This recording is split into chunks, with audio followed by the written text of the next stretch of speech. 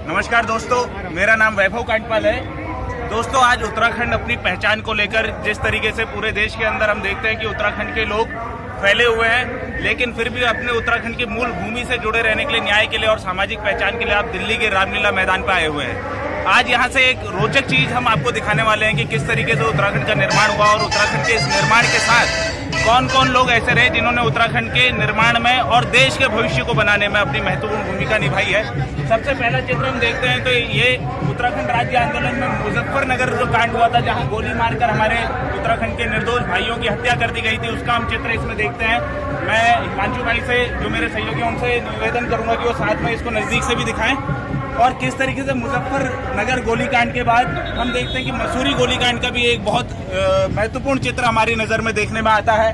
साथ में हम देखते हैं तो एक तरीके से उत्तराखंड के राज्य आंदोलन में लोगों ने बहुत अपना बड़ा योगदान निभाया था। उस योगदान को निभाने में किस तरीके से उसको एक संक्षिप्त रूप में एक पूरा कॉलम इसको इधर बनाया गया है। इसको क्लोजअप में आप ले सकते हैं जिससे हमारे दर्शक इसको देख सकें। इस तरीके से उत्तराखंड राज्य आंदोलन में सिर्फ संघर्ष नहीं करा, बल्कि अपनी पूरी जमीन को छोड़कर उत्तराखंड राज्य आंदोलन के लिए उत्तराखंड के लोगों ने बहुत संघर्ष किया है, बिल्कुल एक स्वतंत्रता आंदोलन की तरह हम देख सकते हैं। साथ में ये मीडिया की नजर से था, खटीमा गोलीकांड अपने आप में बहुत महत्वपूर्ण अपना इस आंदोलन में एक नजर रखता है। अगर हम देखते हैं तो हमारे ध्यान में आता है कि उत्तराखंड राज्य आंदोलन के समय में अपनी ही सरकारों ने अपने ही लोगों को मारकर कैसा दमन करा था और हमारे इस आंदोलन को दबाने की कोशिश करी थी कि जो हमने अपना एक पहाड़ी राज्य की अलग आंदोलन की बात करी थी कि हमें विकास होना चाहिए, हमारा पलायन रुकना चाहिए, तो उसमें किस तरीके से तत्कालीन सरकारों ने दमन करा था। इसी तरीके से अगर हम देखेंगे तो उत्तराखंड राज्य आंदोलन को बनाने में शहीद हुए बहुत से लोगों के चित्र आपको यहाँ देखने को मिलेंगे।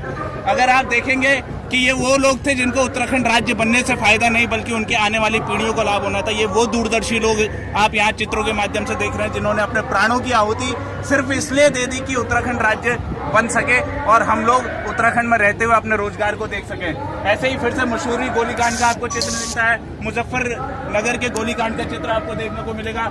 वहीं एक कोटद्वार का, सिर्फ पहाड़ी नहीं, पूरा उत्तराखंड, जिसे कुमाऊं गढ़वाल उस समय एक तरीके से कहीं ना कहीं कई मतभेद आपस में रहते थे, लेकिन कुमाऊं गढ़वाल पूरे मैदानी क्षेत्र ने मिलकर अलग उत्तराखंड के लिए लड़ाई लड़ी। ये अपने आप में बहुत विचित्र बात है। और साथ में उत्तराखंड आंदोलन के शहीद लोगों के कुछ चित्र आप यहाँ देख सकते हैं। आप इधर श्रीनगर कांड में जो श्रीयंत्र टापू वाला कांड था, उसके आप शहीदों के चित्र इधर देख सकते हैं। देहरादून गोलीकांड के चित्र देख सकते हैं। साथ ही हम आते हैं तो इसके बाद कुछ और ऐसे महान व्यक्तित्वों के चेहरे चित्र हमें दिखने को मिलेंगे जिन्होंने सिर्फ उत्तराखंड में नहीं, देश और विदेश में अपने काम से अपने नाम की पहचान बनाई, जो मूलतः उत्तराखंड के थे। चंद्र सिंह गढ़वाली बहुत बड़ा नाम इसके अंदर आता है, जिन्होंने अंग्रेजों से निहत्थे लोगों के ऊपर हथियार उठाने से मना कर दिया था। इनके ऊपर बहुत सारी कार्रवाई हुई, इनको फांसी की सजा दी गई थी, जो काफी संघर्षों बाद उम्र कैद में उसको बदला गया था। इनका नाम अपने आप में उत्तराखंड के इतिहास में बहुत जबरदस्त तरीके से आता है। ऐसे ही श्रीनगर ऋषिकेश के बीच में जो भंडारी जी मथेला के थे, माधव सिंह भंडारी जी, इनका योगदान आज हमने दशरथ मांझी का नाम सुना होगा, तो उत्तराखंड के दशरथ मांझी के रूप में माधव सिंह भंडारी को पहचाना जाता है, जिन्होंने आज से 400 साल पहले पहाड़ का सीना खोदकर लोगों के लिए पानी के लिए व्यवस्था उस वक्त बनाई थी। इसी तरीके से कन्हैयालाल डंडरियाल जी का अगर हम देखेंगे तो कन्हैयालाल डंडरियाल जी ये अपने आप में शिक्षा जगत के जाने माने नाम उत्तराखंड के अंदर रहे हैं। और इसी तरीके से हम देखते हैं आगे जब बढ़ते जाते हैं तो पंडित गोविंद वल्लभ पंत अल्मोड़ा के अंदर इनका जन्म हुआ था, जीबी पंत के नाम से। आज दिल्ली के अंदर भी रोड है, दिल्ली के अंदर हॉस्पिटल है। देश के जो अपना संयुक्त प्रांत पहले अंग्रेजों के शासनकाल में हुआ करता था, उसके अध्यक्ष को प्रधानमंत्री कहा जाता था। तो संयुक्त भारत प्रांत के प्रधानमंत्री रहे, भारत के गृह मंत्री रहे हैं प्रथम। और इसी तरीके से आज के दिन में हम जैसे पॉल्यूशन को लेकर अगर हम बात करते हैं, ग्लोबल वार्मिंग हो रही है, तो हमारे गौरा देवी इसमें एक बहुत बहुत बहुत बड़ा नाम उत्तराखंड से आता है, जो आज भी बहुत प्रेरणा का स्रोत देश ही नहीं पूरी दुनिया के अंदर है। दुनिया के अंदर किताबों में इनको पढ़ाया जाता है किस तरीके से उन्होंने जल जंगल जमीन को बचाने के लिए उस समय अपना त्याग किया था और अपना सर्वस्व बलिदान किया। इनके बलिदान को देश ही नहीं पूरी दुनिया कभी नहीं भूल सकती, अंग्रेजों के शासनकाल से लड़ते हुए। ऐसे ही कैप्टन राम सिंह, जो आज देश का हमारा गौरव राष्ट्रगान है, उसको धुन देने वाले, जनगण को धुन देने वाले कैप्टन राम सिंह, ये भी पिथौरागढ़ के, ये बेसिकली उत्तराखंड से जन्मे हुए लोग हैं।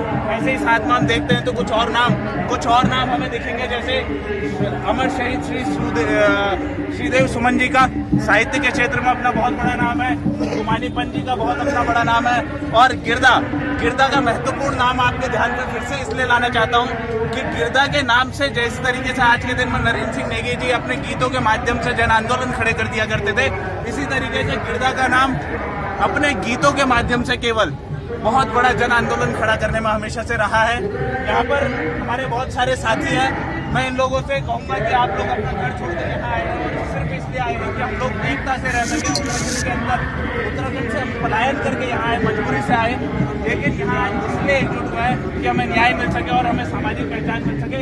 एक बार मैं एकजुट कहूँगा और आप सब मेरे साथ एकजुट कैमरा में मेरा सहयोग किया है श्रीमान हिमांशु भैसोड़े जी, जो खुद यहाँ आकर हमारे सहयोगी रहे और उन्होंने इसमें मेरा सहयोग किया। मीडिया पार्टनर्स में आप HR के हेड हैं, आपका बहुत बहुत धन्यवाद दोस्तों। मेरा नाम वैभव कंटपाल, फिर मिलूंगा एक नई आवाज के साथ। Bye bye.